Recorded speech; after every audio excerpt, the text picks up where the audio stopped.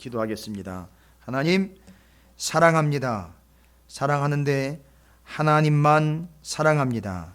지극히 사랑합니다. 그 이유는 우리에게 있지 않고 우리를 구원하신 하나님에게 그 모든 이유가 있습니다. 나와 함께 하시는 주님께 사랑할 만한 이유가 다 있습니다.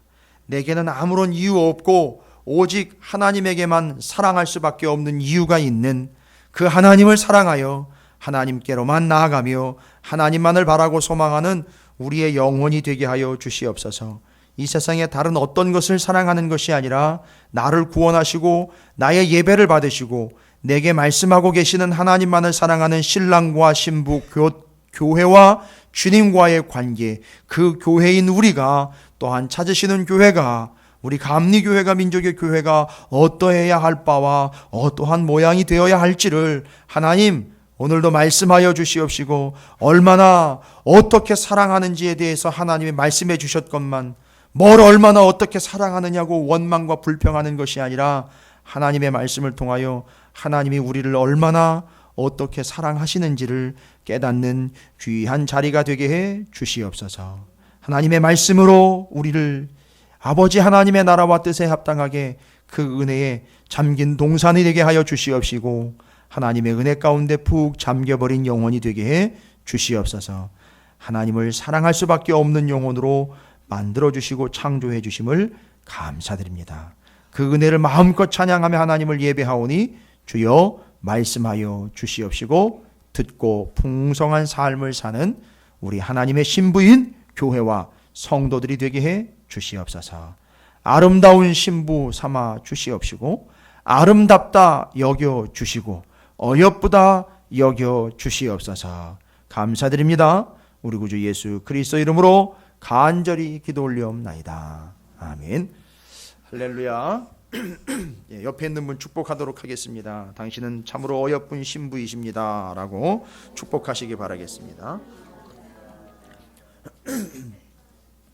여러분, 이제 오전 말씀은 여러분께서 좀 이제 기억하시는데, 오전 말씀은 구약 성경 전체를 정리를 해서 뭐의 특색과 뭐의 특징과 뭐의 본질에 대한 이야기였죠. 예, 자, 잘 정리를 하십시오. 교회의 특징과 교회의 본질에 대한 겁니다. 우리가 오전에 이야기한 거는 많은 내용들을 이야기했지만 잊어서는 안 되는 거는 교회의 본질이란 말이죠. 여러분, 교회가 뭡니까? 아가서의 입장에서 이게 좀 눈치가 있으셔야 되잖아요. 또 아가서의 입장에서 교회를 이야기하고 설명한다면 교회는 그렇지요, 신부지요. 그러니까 지금 여러분이 그런 수준과 또 그럴 만한 이제 단계까지 오셨다라고 제가 믿고 무지막지하게 막 기대하면서 여러분에게 여쭤보는 거예요. 그죠? 그러니까 오전에 열왕기하 3장이지만 열왕기하 3장은 교회의 본질을 이야기하는데 엘리사 공동체에 대한 특색을 설명하고 끝나는 게 아니라 신약에 이미 등장하고 있는 교회의 본질을 이야기했다는 거죠. 근데 그 교회라는 건 신분이 뭐냐 하면 그를 구원한 하나님의 신부, 그와 함께하는 주님의 신부란 말이에요. 그래서 교회와 성도는 우리의 신랑 되신 예수 그리스도의 신부라는 거예요. 근데 그 교회의 본질은 다른 게 없고 뭐죠? 두 가지. 교회의 본질은 거기 그에게 말씀이 있더라. 여러분에게 분명히 이제 언젠가 때가 되면 사람들이 붙을 거예요. 왜요? 왜 붙을까요? 도를 아십니까? 뭐 그렇게 해가지고 붙는 거예요? 아니요. 마치 에티오피아의 내시가 누구한테요? 빌립에게 어떻게 했죠? 물어봤잖아요. 그래서 그 자리에서 빌립이 설명을 해주고요. 심지어 어떻게까지 했죠? 세례까지 베풀었습니다. 이거예요. 이게 우리에게 말씀이 있다라는 거에 대한 궁극적인 이제 모습이 돼야 돼요. 저는 그걸 꿈꾸고 있어요. 언젠간 우리가 머리를 확 휘날리면서 잘난 척하면서 너 이거 모르지?가 아니라 정말 궁금한 이들이 이것이 무엇인지를 누구한테 물어보면 돼. 저기 찾으시는 교회의 성도들한테 물어보면 그 정도는 대답해 줄 수 있을 거야 하면서 주변에 있는 이들이 물어볼 수 있다면 여러분 그게 우리에게 말씀이 있다는 얘기예요. 그리고 한 가지 더는요. 말씀과 예배지요. 예배. 그건 본질이에요. 왜요? 나를 사랑해 주시는 분, 나를 구원해 주신 분에 대한, 여러분 아가서를 읽고 그걸 읽으면, 아가서를 읽고 그것을 적용을 하면 왜 예배해야 되는지에 대한 답이 나와요. 그렇죠? 그러니까 아가서가 같이 가고 있는 이유가 있어요. 대답을 해보시죠. 우리가 왜 그를 예배합니까? 아가서의 입장에서 이야기하면 아가서는 사랑입니다. 그렇다면 지금까지 우리가 솔로몬의 아가서를 묵상을 하면서 큰 원칙들을 몇 가지 얘기를 했는데 그 중에서도 사랑이라는 테마로 이야기할 때 그 사랑은 우리가 사랑을 받을 만해서가 아니라 사랑하는 이 솔로몬 왕 그리스도 예수 하나님이 우리를 무조건적으로 사랑해 주셨다는 겁니다. 그러니까 우리는 그 사랑에 반응하는 방법 한 가지, 하나님을 하나님으로 인정하는 거예요. 예배하는 겁니다.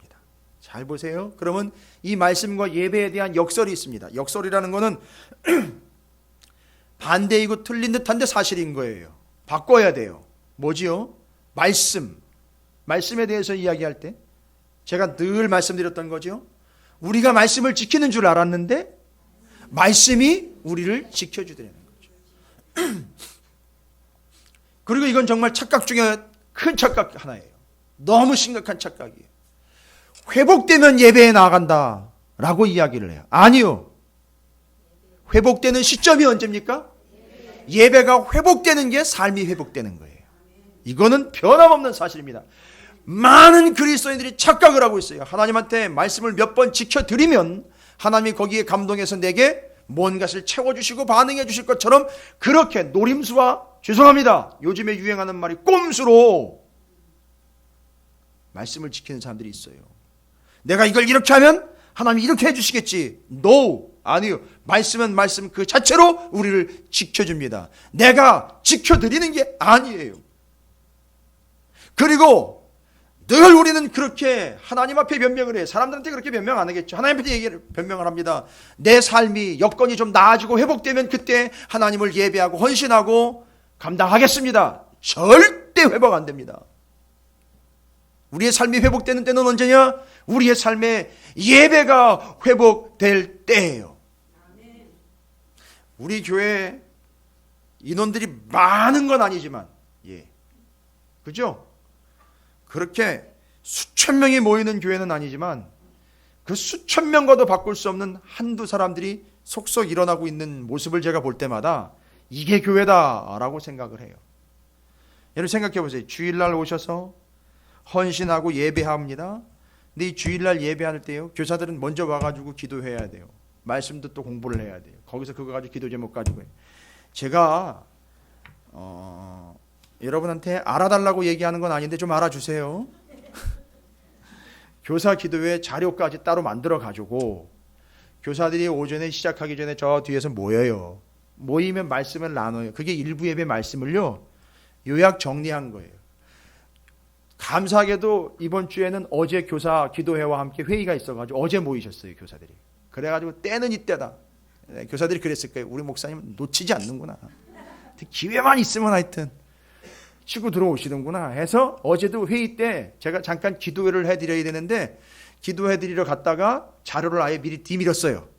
이게 내일 겁니다. 어제 공부했고요. 기도도 했고요. 내용을 충분히 숙지하고 일부 예배 참석을 하고 그걸 또 교사인 분들만 아니요. 교사 아닌 분들도 그걸 사모하는 분들이 있어서 자료를 제가 드리는 분이 있어요.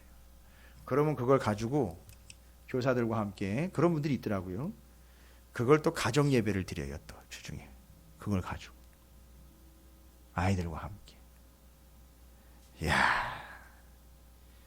여러분 이게 말씀인 거예요. 말씀이 우리를 지켜주지 않을래야 지켜주지 않을 수가 없어요. 그래서 말씀에 대한 오해입니다. 우리가 지키는 게 아니고 말씀이 우리를 지킵니다. 그 교회의 본질 두 가지를 얘기하는 겁니다. 그 다음에 예배입니다. 예배. 많은 사람들이 그래요. 제가 지금 예배를 드릴 처지가 아닙니다. 죄송합니다. 상당히 위험한 발언이에요. 나는 성경을 몰라도 너무 모릅니다라고 이야기하는 얘기나 똑같은 거예요. 회복의 시점은, 삶의 회복의 시점은 예배가 회복되는 시점이 바로 삶이 회복되는 시점이에요. 여러분 다 경험하시죠? 다 경험하실 거예요. 자, 이게 뭐의 본질이라고 얘기 드렸죠? 교회의 본질이에요. 왜 그렇게 구약 성경은 교회를 놓지 않고 광야 40년도 광야 교회라고 그러고, 엘리야의 제자인 엘리사 공동체도 교회를 자꾸 이야기하려고 그러고, 또 누구 있죠? 같은 에 발음으로 나가는 에스겔도 그렇게 회복된 성전을 이야기하려고. 자, 그러면 얘기 나온 김에 정리를 합니다. 이건 이제 5시간이나 좀 돼야 여러분들과 좀 충분히 얘기를 나눌 수 있기 때문에 지금 얘기를 드리는 거예요. 지금 성경이 이야기하고 있는 교회의 본질이라는 거죠. 여러분 교회까지 가려면, 성경을 모르면 교회까지 갈 수가 없어요. 느닷없이 교회가 탄생하는 게 아니기 때문입니다. 이미 구약에서는 무엇을 예표를 하고 있죠. 교회가 나타날 걸 얘기하고 있어요. 교회가 세워지게 될 걸 얘기하고 있어요. 그러면 첫 번째, 예수님은요, 교회의 탄생이 언제냐면, 교회의 탄생은 바로 맞습니다. 예수 그리스도의 십자가 사건 때부터 교회가 탄생합니다. 그렇죠? 그때부터 교회는 탄생하는 거예요. 왜요? 그때부터 그 예수 그리스도를 구원자로 고백하는 이들의 모임이 정확하게 그 오순절 성령의 마가의 다락방에 임하는 역사로 놀랍게 임하게 됩니다. 왜요? 이제는 얘기할 수 있잖아요. 그 성령이 임하시는 사건은 기본 본질이 어디서부터 오느냐? 구약에서부터 오는 거예요. 그 성령이 갑절로 임하는 엘리사 공동체의 이야기들. 그러니까 교회는 뭐가 임한 공동체냐면 성령이 임한 공동체입니다. 근데 그 성령이 어떻게 임하느냐? 하나님의 주권적으로 임하는데 교회에 임하는 겁니다. 여러분에게도 성령이 임하시고, 그리고 우리를 뭐라고 이야기했다? 너희가 그 성령이 거하시는 전인 것을 알지 못하느냐? 이걸 깨달아야 된다라고 분명히 얘기하고 있습니다. 그러면요, 그 순간에 휘장이 찢어지면서 그 휘장이 찢어지게 된 원래 이 1500년 전으로 갑니다. 여러분 제가 몇 번 말씀드린 내용인데 다시 한번 정리를 해보세요. 오늘은 AD 70년까지 가야 돼요. 그러면 쫙 보면 와, 이게 성전, 교회, 막 이 뭔 얘기인지가 이제 뚫리실 거예요. AD 70년에는 무슨 일이 있었느냐 하면 AD 70년이죠. 여러분 혹시 아세요? 로마가 예루살렘을 쳐들어와서 어떤 일이 발생이 되죠? 아주 심각한 일이죠. 처참한 일이 발생되죠. 예? 그 화제는 로마를 이야기하는 겁니까? 혹시 그거랑 조금 지금 섞여가지고 얘기를 하시는 건가? 로마 대화제 사건과 AD 64년 얘기하시는 거예요. 그건 AD 64년 로마에서 화재가 일어난 거고요. 거의 3분의 2가 다 타버린. 알고 봤더니 그게 누구의 짓이었던 거죠? 네로가 무슨 계획을 가지고 있죠? 로마를 다시 건축하려고. 그러니까 이게 여론이 막 들끓고 일어나다 보니까 이걸 어떻게 처리를 해야 되나, 정치적으로 공략을 피죠.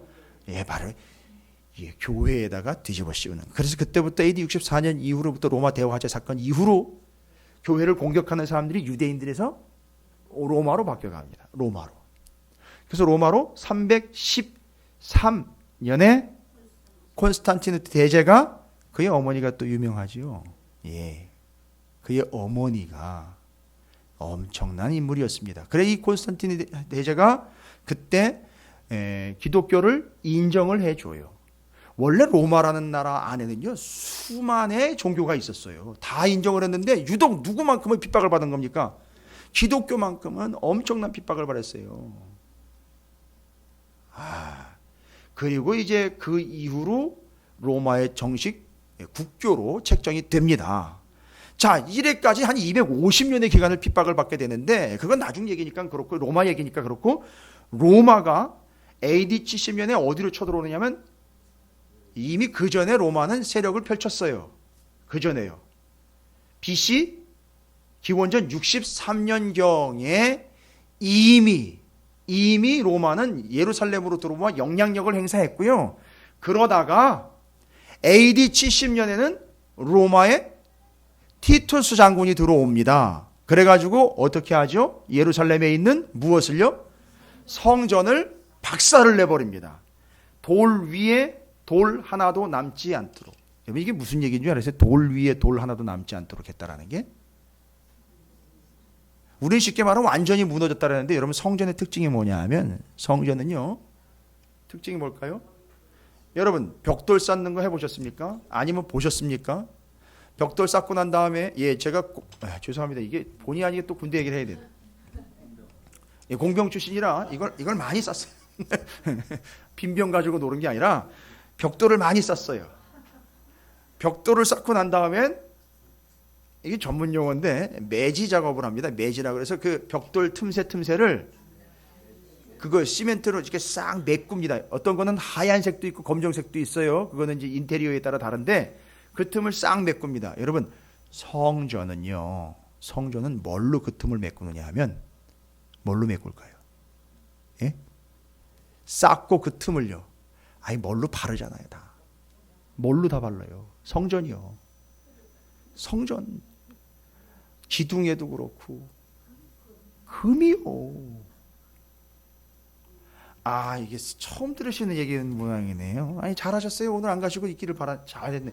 그 성전이 돌 위에 돌 하나 남지 않은 그 돌하고 돌을 다 떼어내고 뭐 한다는 얘기인 줄 아세요? 그 얘기가 그 사이에 박혀져 있던 금을 다 긁어간다는 얘기예요. 이영미 집사님 아주 격하게 금 얘기가 나오니까 그런 거지. 이제 새로운 사실을 알았으니까. 그렇죠? 그런 얘기예요. 그러니까 그 틈새 성전이 다 무너지면 여러분 거기 얼마나 아까워요? 그 성전에 바른 금이 얼만데, 발라놓은 금이 얼만데. 이거 잘 이해가 안 되시면 어디 가시면 되느냐면 저 미얀마 가면은 쉐다곤 그 불교 사원이 있어요. 그 겉에 발라놓은 금을 그거 다 벗기면은요 그 미얀마 전체 국민들이 다 먹고도 산대요. 그 정도로 발라놓은 거예요. 하여튼 성전이 돌 위에 돌 하나 남지 않고 다 무너집니다. AD 70년. 여러분 마사다라는 얘기 들어봤죠? 마사다 대항전 끝나는 거예요. 거기서 이제 박살이 납니다. 성전 다 부서지고 그렇게 무너집니다. 그럼 여기까지 한번 볼까요? 그러면 최초로 지금 교회의 의미가 시작이 되려면은요, 교회를 이야기하려고 하고 교회를 예표하고 있고 교회의 본질을 얘기하려고 하니까 성경은요 이미 구약 성경부터 뭐를 얘기하려고 하느냐 하면은 이 교회에 대해서 얘기하려고 하다 보니까 그 교회를 얘기하려고 첫 번째 등장한 게 뭐냐면 그 순간에 성전 휘장 찢어질 때 그 1500년 전에 휘장이 처음 생겼을 때 얘기잖아요. 모세에 의해서 뭐가 지어지게 되죠? 성막이 지어지게 됩니다. 이게 움직이잖아요. 그렇죠. 오늘도 말씀드렸죠. 게르손 무라리 고아자손이 그걸 쌀 짊어지고 움직입니다. 수레에다 싣고 움직여요. 움직이는 성막이 500년 역사예요. 그런데 이게 움직이지 않는 그 다음에 솔로몬 다윗에 의해서 성막이 성전으로 지어지게 됩니다. 그렇죠. 그리고 그 성전이 언제 무너지게 되느냐 하면 BC 586년 바벨론에 의해서 느부갓네살 왕에 의해서 성전이 무너집니다. 그때도 다 박살이 나버려요. 그리고 포로로 끌려가 70년 살고 다시 포로로 살고 있었던 사람들이 어떻게 합니까? 돌아옵니다. 이게 얼마 전까지 우리가 나는 에스겔서에 이미 나와 있던 내용이에요. 그렇죠. 에스겔서요. 돌아왔습니다. 돌아와가지고 이 사람들이 제일 먼저 하는 게 그렇죠. 성전 건축을 합니다. 제일 먼저 포로 귀환을 이끌고 1차로 들어온 사람이 예수아 제사장과 수룹바벨이라는 총독이에요. 들어와가지고 제일 먼저 한 게 뭐냐면 역시나 성전을 회복을 합니다. 그걸 바로 수룹바벨 성전이라고 그래요. 그게 느헤미야서 앞에 에스라 거기에 다 나와 있어요. 특별히 에스라서에 다 기록이 되어 있습니다. 돌아온 사람들이 성전을 다시 짓는 이야기. 여러분 제가 지금 성경 얘기를 스토리대로 쭉 이야기를 드리는데 뭐의 관점으로 이야기되면 성전, 성막의 관점. 왜요? 뭐를 여기서 찾아내야 되니까? 교회를 찾아내야 되니까 말씀드리고 있는 거예요. 그냥 제가 시간 때우고 있는 게 아니에요. 저도 바빠요. 지금 아가서 다 하려면 바쁩니다. 근데 왜 아가서를 이야기하면서 신랑 신부 얘기해서 왜요? 신부인 교회 이야기를 해야 되니까 그게 어디서부터 오는지를 알아야지 이게 아가서가 의미 있는 거예요. 맨날 사랑 이야기요, 뭐 에로스고 뭐 남녀 간의 관계만 자꾸 이야기를 하니까 감을 못 잡아요. 그러다가 싸움 한번 하면 끝나는 거예요. 다툼 한번 하면 다 날아가 버리는 거예요. 이 개념이 없으니까요. 자, 그러면은요, 그렇게 해서 수룹바벨 성전이 지어지게 되고요. 이 수룹바벨 성전이 언제까지 이어지게 되느냐 하면 신구약 중간 시대 때까지 계속 이어진다는 거예요. 그리고 신약 시대로 넘어오게 됩니다. 그런데 신약 시대로 넘어오기 전에 이 수룹바벨 성전을 헬라 제국이 들어와 가지고 더럽힙니다. 더럽혀 가지고 엉망진창으로 만들어놔요. 그때 그 성전을 이스라엘의 유대인의 제사장들을 중심으로 깨끗하게 청소를 해버립니다. 싹! 헬라 제국의 군대들 다 쳐무르치고 지저분하게 만들었던 성전을 깨끗하게 원위치로 돌려놓습니다. 이게 바로 수전절. 성전을 깨끗하게 한다 그래서 수전절. 그래서 구약에는 없는 절기인데 신약에 등장해요. 왜요? 신구약 중간시대 때 그런 일이 있었기 때문에. 그렇게 해서 깨끗하게 된 성전이 계속 유지를 되다가 나중에 로마라는 나라와 헤롯에 의해서 예루살렘이 지배를 당하게 됩니다. 그때 헤롯이 무슨 일을 하느냐 하면 그 성전을 확장 공사를 해줘요. 가로 세로 300m요. 깊이 56m까지 내려갑니다. 별로 안 놀라셔요. 집들이 다 크신가 봐요. 가로 세로 300, 400m의 깊이가 56m까지 거의 60m에 육박하는 깊이로 내려갑니다. 그게 새롭게 중축된 성전이에요. 그런데 이 성전이요, 그 성전이 그렇게 지어지고 그 성전 안에는 누가 있었죠? 예수님 당시에, 그 얘기니까 예수님 당시에 그 성전 안에는 제사장, 그 다음에 제사장과 결탁이 된 한 지파가 있었습니다. 신약은 12지파 아닌 거지요. 바로 그렇죠, 사두개파예요.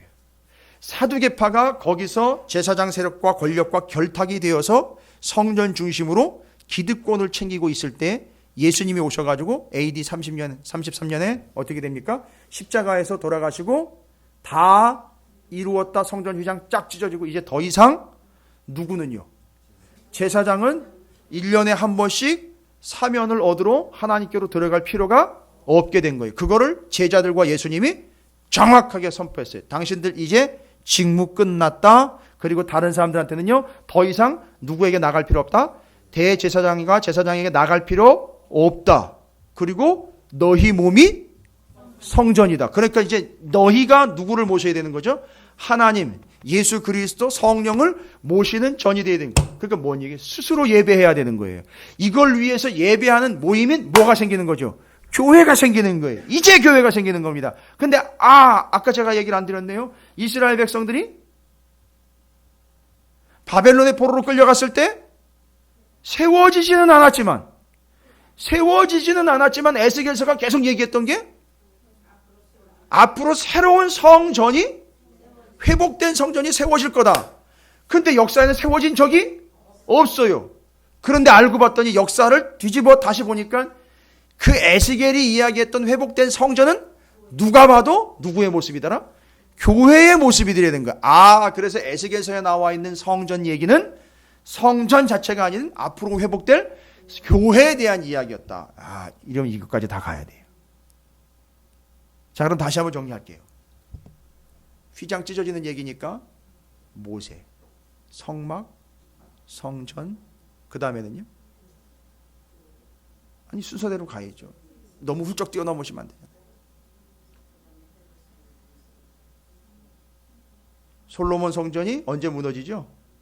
바벨론에서 무너지고 갔다가 다시 돌아오는 수룹바벨 성전. 그런데 그 수룹바벨 성전과 솔로몬 성전 사이에 포로로 끌려간 땅에서 에스겔이 회복될 성전 환상을 봅니다. 그럼 정확하게 이야기하면 성막, 솔로몬 성전, 에스겔의 회복된 성전, 다시 돌아와 다시 건축한 수룹바벨 성전, 그것을 헬라인들이 지저분하게 만들어서 신구약 중간서 400년 기간 동안에 깨끗하게 한 성전 정화 사건, 수전절, 그리고 헤롯이 그 성전을 증축했다가 거기 그 증축할 때에 예수님이 오셔서 AD 30년에 십자가에 달려 돌아가시고 이제까지의 모든 성전과 제사장의 기능 끝!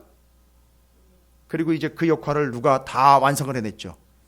예수님 한 분이 다 끝내버린 거예요. 여러분, 제사하려면 제사에 3요소가 있어요. 제사하려면 제사에 3요소. 뭐지요? 제물이 있어야 되고요. 제사장이 있어야 되고 제사를 드릴 곳이 있어야 돼요. 그게 바로 성전이에요. 이 세 가지입니다.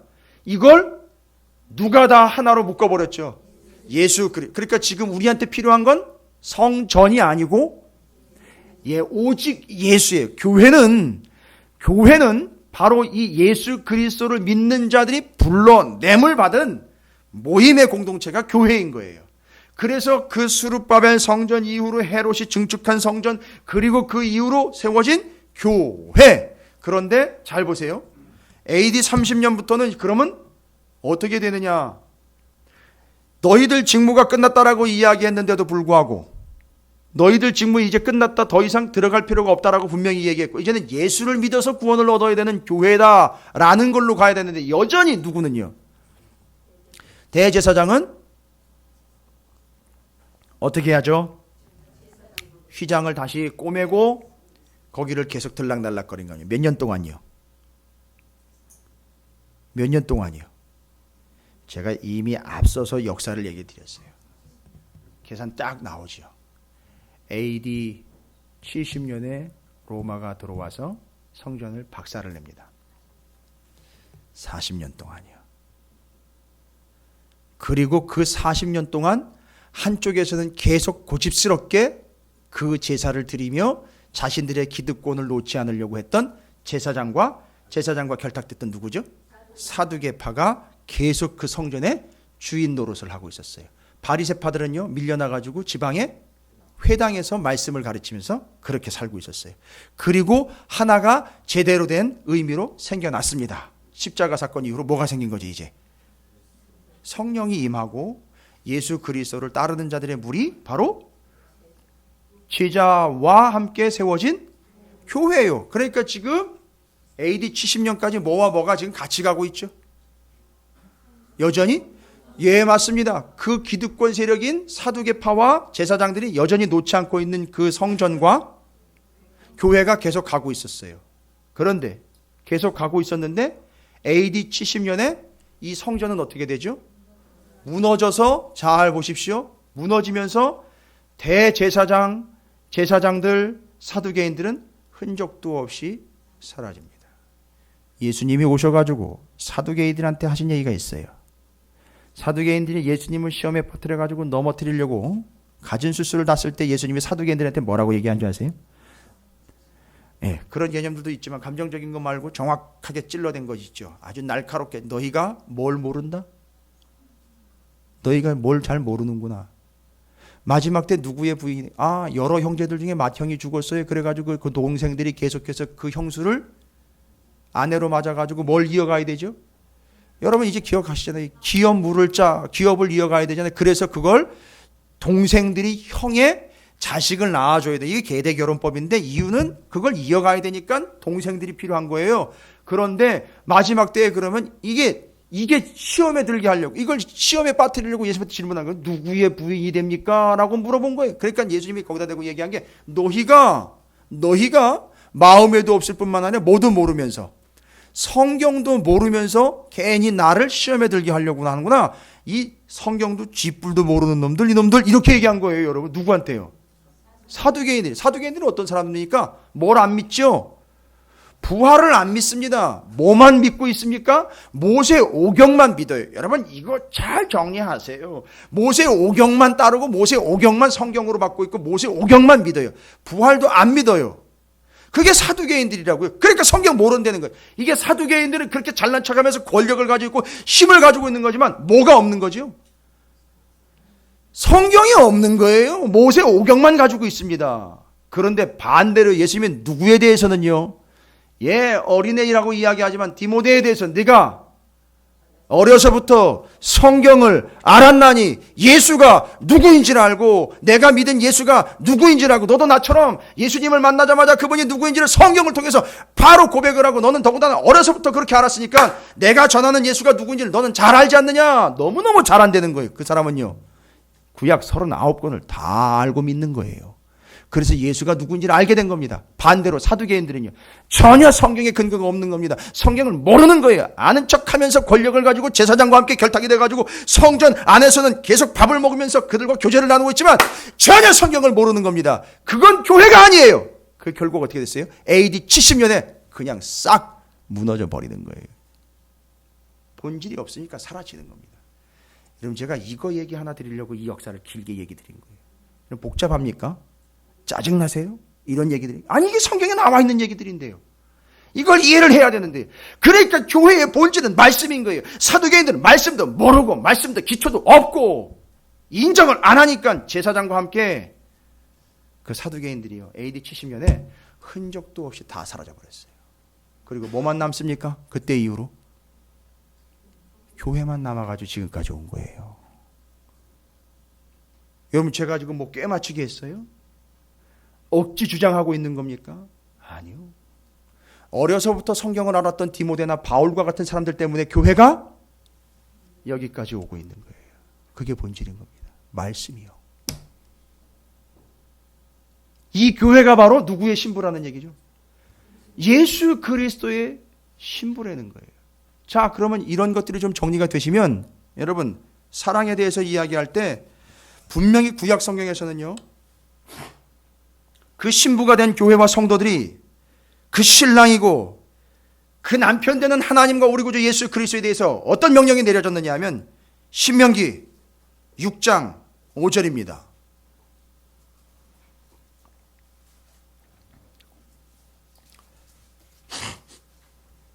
신명기 6장 5절이에요. 너무 잘 아시는 말씀이잖아요. 예? 신명기 6장 5절 함께 읽어보도록 하겠습니다. 시작.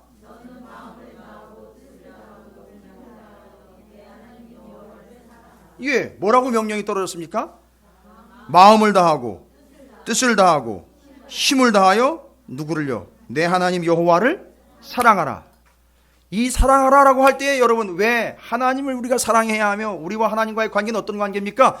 성전, 성막, 회복될 성소, 성전, 교회 그리고 그것이 AD 70년에 망하고 성전을 그렇게 붙잡고 있었던 그들이 그렇게 망하고 사로잡아 아니 사라져버렸어. 아예 이 흔적도 없이 다 살아나갔고 교회가 살아남아서 지금까지 그 신부의 역할을 감당하고 있는 이 교회는 역할이 뭐야 되는 거죠? 임무가 뭐라는 거죠? 그렇게 사랑해준 하나님 아버지 우리 구주 예수 그리스도를 마음을 다하고 뜻을 다하고 힘을 다하여 사랑하는 게 우리의 본분이라는 거잖아요. 그게 아가서라는 얘기죠. 그러니까 신명기 6장 5절에서는 뭐라고 이야기합니까? 정확하게 이야기합니다. 그 신랑 되신 하나님, 신랑 되신 예수 그리스도를 신부인 교회가 성도가 뭐하라? 사랑하라. 그 교회의 기원에 대해서 성전의 기원에 대해서 제가 쭉 설명을 드린 거예요. 이런 전체적인 흐름을 아는 것과 모르는 것은 무지막지한 차이가 납니다. 그래서 사랑합니다. 사랑하는데 어떻게 사랑해야 합니까? 라고 물어보는 거예요. 그게 그 물음에 대한 대답이 바로 아가서인 거예요.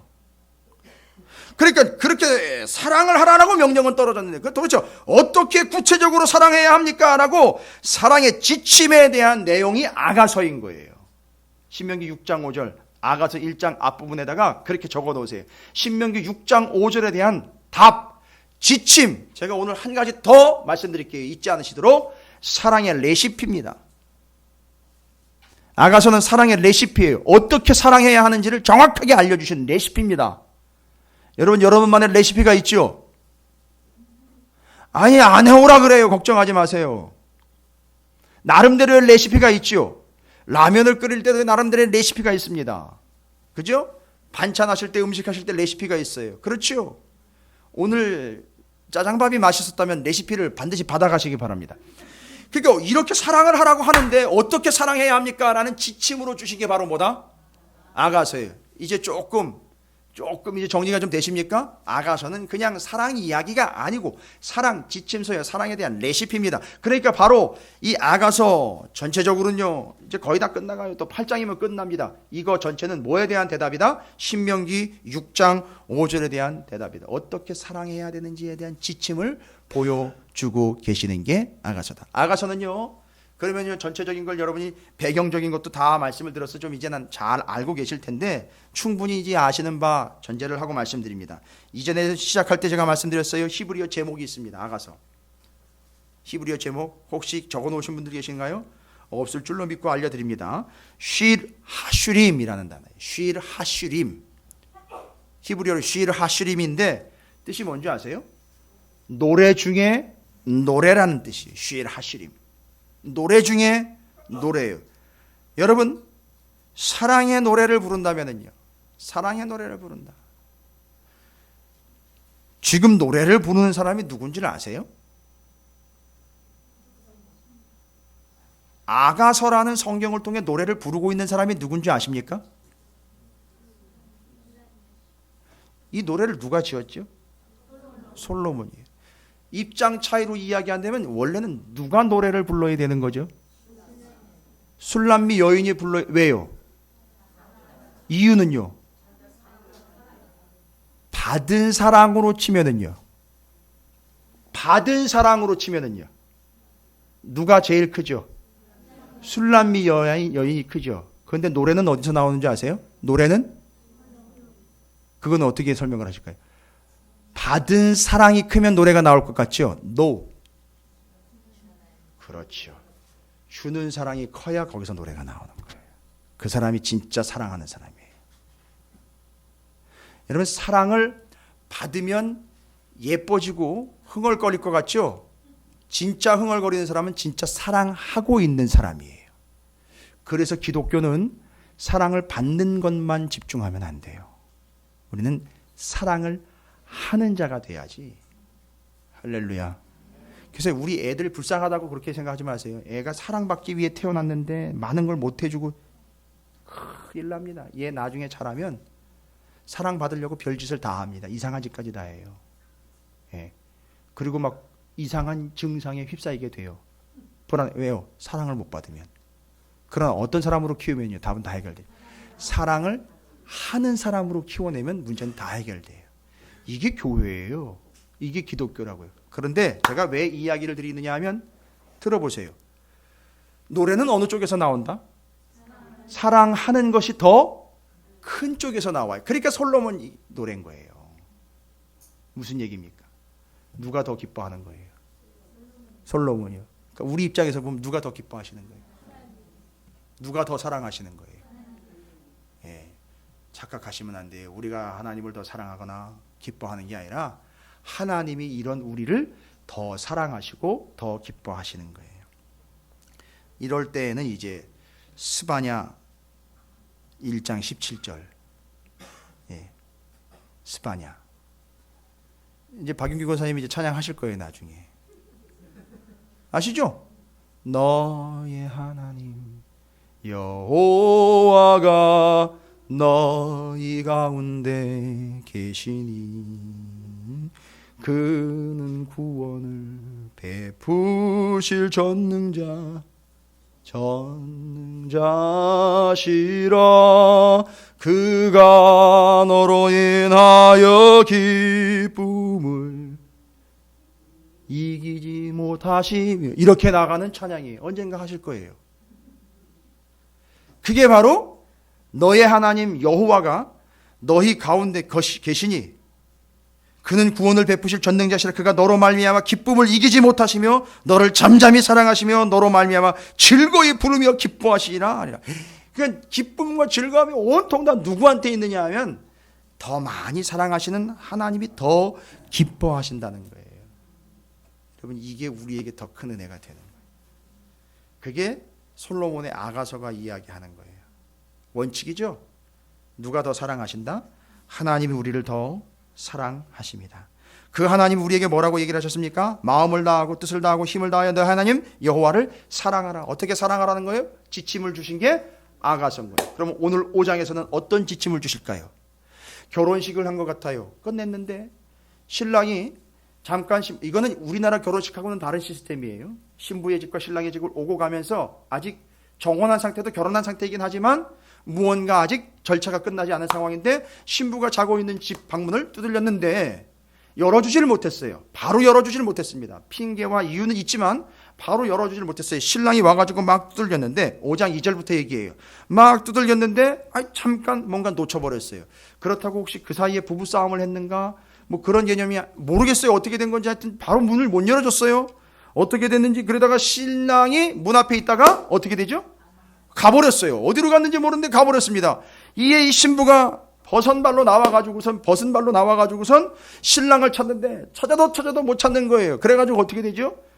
성 안으로 들어갑니다. 들어가가지고 이 사람 저 사람 막 붙잡고 물어보고 막 거의 정신 나간 여인처럼 누구를 찾아다니죠? 신랑을 찾아 나섭니다. 그러다가 어떤 일까지 당합니까? 7절입니다. 성 안을 순찰하는 자들이 나를 만남에 나를 쳐서 상하게 하였고. 여러분 왜 쳐서 상하게 했을까요? 이거 어디서 제정신 아닌 게 와가지고 하면서 제대로 안 봐준 거죠. 거의 뭐한 상태입니까? 지금 실성을 한 상태처럼 보이는 거예요. 제정신이 아닌 걸로 보입니다. 그리고 심지어는 어떻게 합니까? 성벽을 파수하는 자들이 나의 겉옷을 벗겨 가졌도다. 이거 심각한 위협까지 당했습니다. 아주 심각한 상황까지 당했습니다. 그런데도 찾지를 못했어요. 자, 이겁니다. 물론 6장 가면 다 찾게 됩니다만 잠깐 신랑이 나를 떠난 것 같은 바로 이 상황에서 신부는요, 어떻게 사랑하라는 지침을 얘기하는 겁니다. 5장에서 얘기하는 겁니다. 어떻게 했어요? 거의 제정신이 아닌 것처럼 뭐 알아서 오겠지가 아니라 그 주님을 어떻게 해요? 찾아 나서는 거예요. 거의 제정신이 아닌 상태로 엉엉 울면서 주님을 찾아 나선 거예요. 우리는요, 언젠간 회복되겠지. 아니요. 우리가 나를 사랑해 주시는 주님이 어떤 주님이고 얼마나 사랑하셨는지 교회 이야기, 성전 이야기를 쭉 들으셨다면요, 이제 우리 몸이 성전이 된 존재로서 하나님의 신랑이시고 우리가 신부라는 걸 분명히 안다면, 얼마나 큰 사랑을 받았는지 안다면, 우리는요, 주님이 내 곁에서 멀리 떠나시는 것 같고 잘 보이지 않는 것 같다 싶으면 그때 뭐 하는 거죠? 바로 찾아 나오는 거예요. 그러기 위해서 교회가 세워진 거예요. 죽기 살기로 찾아 나서야 되는 거예요. 주님이 찾아오시겠거니 하고 어디서 커피 한잔 시켜놓고 기다리는 게 아닙니다. 찾아 나서야 되는 거예요. 밤이 됐든 언제가 됐든 무조건 주님을 찾아 나오는 거예요. 그래서 교회를 찾아 나오는 겁니다. 기도하러 나오는 거예요. 예배하러 나오는 겁니다. 말씀 받으러 나오는 거예요. 안 되겠다 싶으면, 모르겠다 싶으면 찾아 나오는 거예요. 찾아 나서야 돼요. 여기 그 여인이 사랑에 대해서 그렇게 얘기합니다. 하나님을 어떻게 사랑하는 것이냐? 하나님을 애타게 찾는 거예요. 그게 사랑이 되는 거예요. 잠시라도 눈에 안 보이면 그걸 찾아 나서는 게 본분이라는 겁니다. 도리라는 겁니다. 여러분 어떻습니까?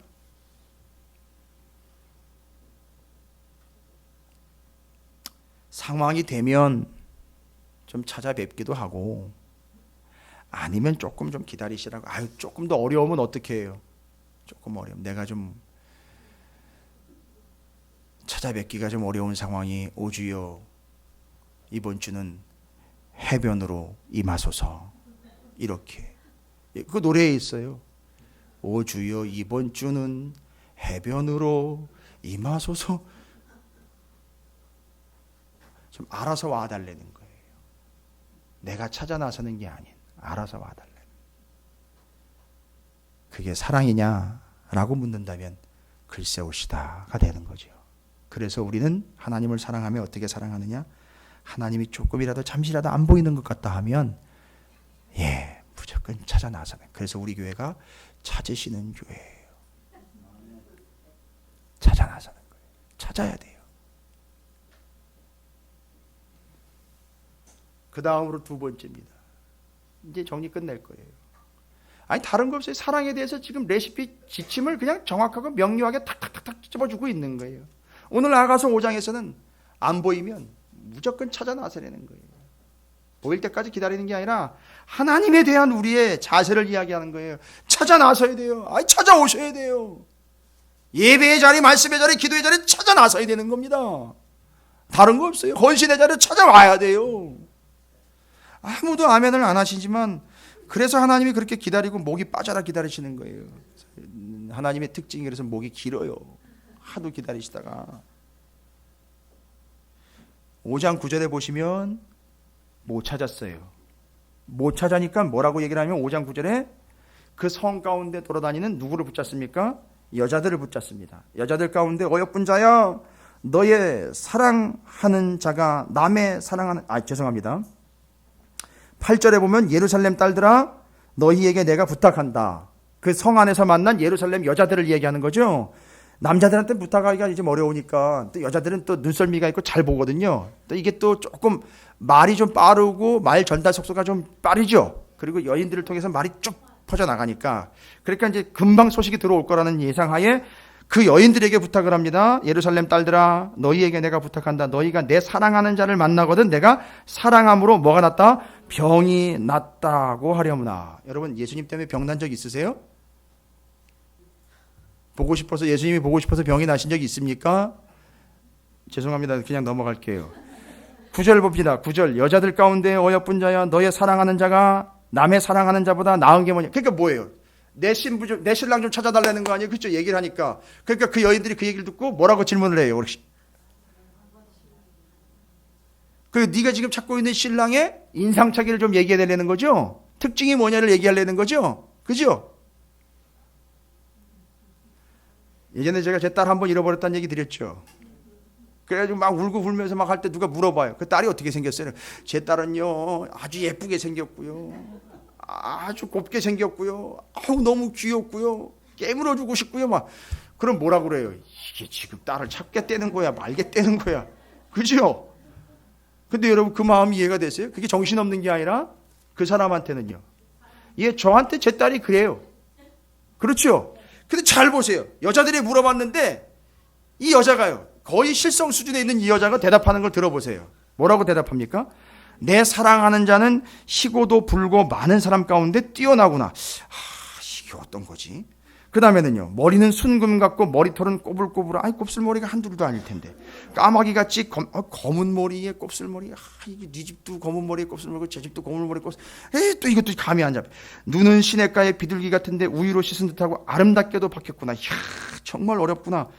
뺨은 향기로운 꽃밭 같고 향기로운 푸른 덕과도 같고 입술은 백합화 같고 모략의 집이 뚝뚝 떨어지는구나. 손은 황옥을 물린 황금 놀이개 같고 몸은 아로 새긴 상하에 청옥을 입힌 듯하구나. 좋은 건 다 갖다 붙였어요. 다리는 순금 마침대에 선 화반삭 기둥 같고 생김새는 레바논 같으며 백향목처럼 보기 좋고 입은 심이 달콤하니 그 전체가 사랑스럽구나. 예루살렘 딸들아 이는 내 사랑하는 자여 나의 친구인데 좀 찾아봐 주겠니?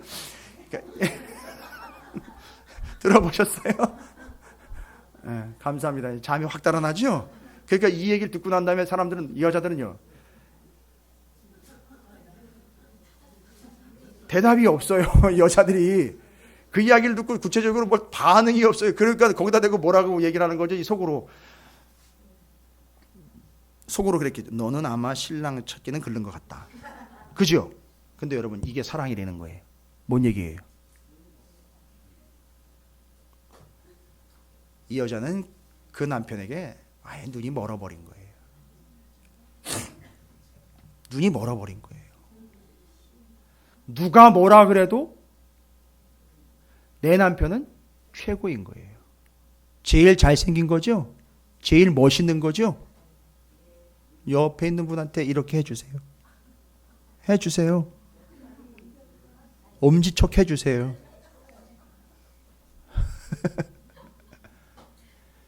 아니 이거 들어보세요. 못 찾아요. 이거로는 몽타주도 못 만들어요. 이걸로는. 그러면 여자들은요. 정말 거기 제대로 정신 박힌 여자들만 거기 있었다면요. 내 남편이랑 똑같네. 내 남편이랑 똑같네. 내 남자랑 똑같네. 다 이럴 거 아니에요. 어디 가서 이걸 찾았습니까?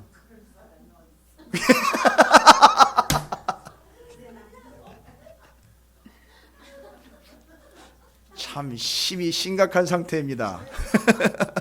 그런데 하여튼 지금 이 이야기는 솔로몬과 술람미 여인과의 관계, 예수 그리스도와 교회와의 관계, 이 교회가 지금 완전히 신랑한테 푹 빠져서 이런 거 표현 많죠. 우리나라에도. 뭐가 있을까요? 제 눈에 안경,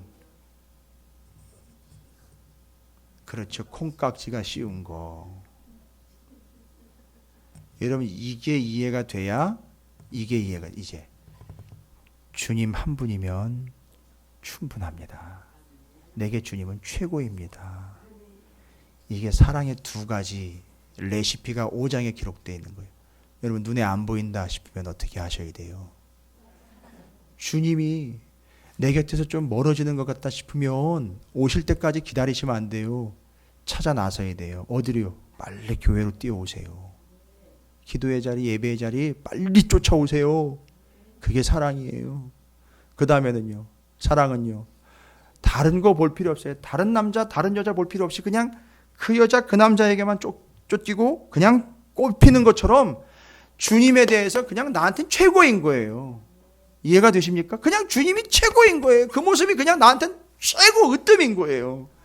그게 주님인 거예요. 그러니까 주님만 그냥 있으면 되는 거예요. 이게 돼버리는 겁니다. 그래서 이 여인의 이 자기의 신랑을 묘사한 이 표현은 참 바보 같은 표현인데요, 아주 정확한 표현이에요. 이 여인한테는 자기 신랑이 최고인 겁니다.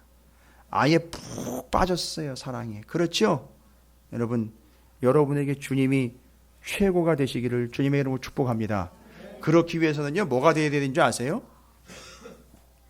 이 교회는 주님의 몸이잖아요. 뭐가 최고래야 돼요? 신부, 신랑 관계 이야기에서 사랑 이야기하는 거잖아요. 여러분, 여러분에게 우리 교회가 최고래야 돼요. 거기서부터 시작이 돼요. 주님이 최고인 거는요, 교회가 최고인 거여야 돼요. 우리 식구가 최고인 거예요. 이게 나와야 돼요. 정리가 되십니까? 저는 우리 교회 성도들이 최고라고 이야기를 해야 돼요. 그리고 여러분들은요, 아니 우리 서로 아이고, 다 바깥에서 보면 뭐라고 얘기해야 되는지 아세요? 지들끼리 북치고 장구치고 다, 그게 사랑인 거예요. 그게 진짜 사랑이는 거라고요. 주님과 우리가 북치고 장구치고 다 부창부수하는 거예요. 이해가 되시죠? 그겁니다. 그렇게 가는 거예요. 그냥 주님은 나한테 최고인 거예요. 누구 얘기할 거 없어요. 나한테 최고인 거예요. 이해가 되십니까? 예. 그렇다고 괜히 함부로 다른 부부지간에 끼어 들어가셔가지고선 물어보지는 마세요. 그런 식으로는요. 괜히 은혜 안 되게 나중에. 근데 주님과 교회와의 관계는 이 교회가 정말 눈에 콩깍지가 씌운 거예요.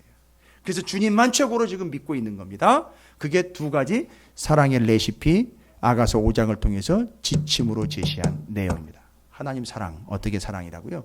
눈에서 안 보이면 찾아요. 요즘 애들 노래도 그런 거 있던데, 1초만 안 보여도 이렇게 널 사랑해. 이런 거 그런 거 있는데 하여튼 모르겠어요. 잘 기억이 안 나는데 바로 그거예요. 그래서 찾아 나서는 거예요. 그리고 또한 자기 눈에, 자기 마음에, 자기 앞엔 그분이 최고인 거예요. 이게 사랑인 거를 이야기하고 있습니다. 그러나 이 노래는요, 이 사랑의 노래는 누가 지은 거냐 하면 더 사랑하는 왕이 지으신 거예요. 이 사실을 이해하시기 바랍니다. 주님이 우리를 더 사랑하셔요. 그 사실은 잊지 마시기 바라겠습니다. 그리고 또한 두 가지 지침 잊지 마시기 바라겠습니다. 오늘 조금 설명을 제가 구약에 있는 성막으로부터 AD 70년 이야기까지 쭉 설명드렸는데, 그게 이해가 되면 이 교회라는 개념이 어떤 개념인지가 정리가 되면서 교회와 주님과의 신랑 신부 관계 정리됩니다. 그리고 그 근본이 되는 말씀, 그것이 예배 어떻게 유지가 되고 지켜지게 되고 여기까지 이르게 된 이유에 대해서 제가 사두개인들과 제사장들, 그 다음에 교회 대조하면서 설명을 좀 드렸습니다. 그게 교회의 근본입니다. 오전 말씀까지 잘 좀 정리를 했는데, 여러분께서 잘 또 기억이 안 나시면 방송 들으시고 다시 한번 또 점검해 보시면 상당히 방대한 내용이 오늘 오전과 오후에 정리가 다 됐습니다. 아가서까지 연결이 됐고요. 충분하고도 풍성한 내용들이니까 여러분이 잘 적용해 보시면 좋겠습니다. 결단하겠습니다. 기도로 결단합니다. 하나님, 내게 직접 찾아와 주신 주님을 내가 찾고 또 찾는 존재가 되겠습니다. 그렇게 사랑하겠습니다. 또한 하나님, 나의 신랑이신 하나님, 나의 신랑이신 주님, 그 주님으로 만족하고 그 주님이 내게는 최고의 사랑인 것 최고의 존재인 것을 이 술람비 여인처럼 그렇게 고백하겠습니다. 내 눈에는 그냥 주님만 보이며 내 눈에는 그냥 주님 한 분으로 만족한 주님 한 분으로 최고인 그러한 삶으로 신앙을 고백하겠습니다. 이 두 가지 결단하시면서 주의 이름을 크게 한번 부르시고 통성으로 기도합니다. 기도하겠습니다.